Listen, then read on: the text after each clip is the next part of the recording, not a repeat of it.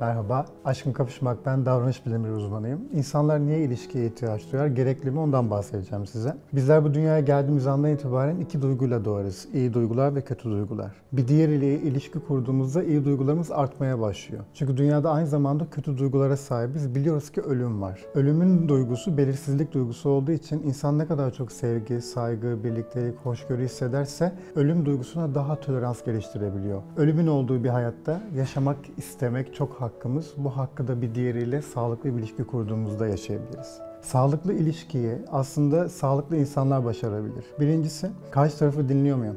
İkincisi, ona saygı duyuyor muyum? Üçüncüsü, onun bir değer olduğunu, insan olduğunu hatırlayabiliyor muyum? Dördüncüsü, kendi istediğim şeyleri onların da isteyebileceği hakkını ona verebiliyor muyum? Beşincisi, en önemlisi, karşınızdaki kişide eleştirdiğiniz her şeyin %60 ya da 50'si sizde vardır. O yüzden bir başkası çok kıskanç diyorsanız kıskanılmak istenen bir yanınız vardır. İşte çok öfkeli diyorsanız siz ona karşı değil ama başkasına öfkelisinizdir. İnsan içindekini karşısındakinde görür. Sağlıklı bir ilişki istiyorsak başkalarını eleştirdiğimizde şunu yapabiliriz. Diyelim ki ben karşımdaki diyorum çok kıskanç ya da çok öfkeli. Şunu söylersem iyileşirim. Ben de öfkeliyim, ben de kıskancım.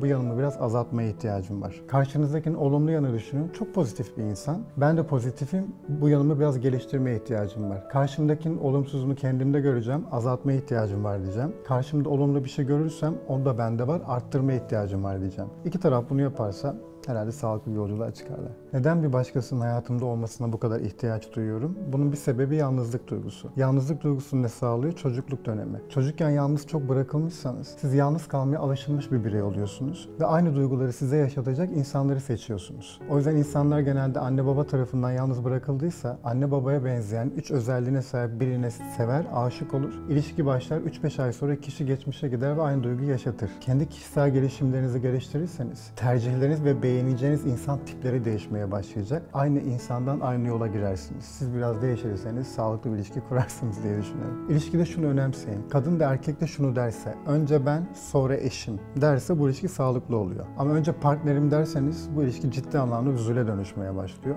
Biz genelde ihtiyaç duyduğumuz duyguları eğer çok fazla ihtiyacımız varsa karşı tarafa aşırı fedakarlık yaparak bilinç dışında ondan bekleriz. O yüzden iki kişinin olduğu yerde önemli olan iki tarafın da önceliğe kendini alması. İki kişinin de kötü duyguları var mı onlara bakmaları lazım. Eğer birbirlerine aktardıkları kötü duygular varsa oraya bir set koymak yerine bunu karşı tarafa anlatmak lazım. Bunda tek bir yolu var. Biliyorum sana kötü hissettirdim. Bir süre böyle devam edebilir ama kendimle çalışmaya devam edeceğim. Yani bu her olayda kendinize dönerseniz hem partner gelişir hem de kendiniz gelişirsiniz.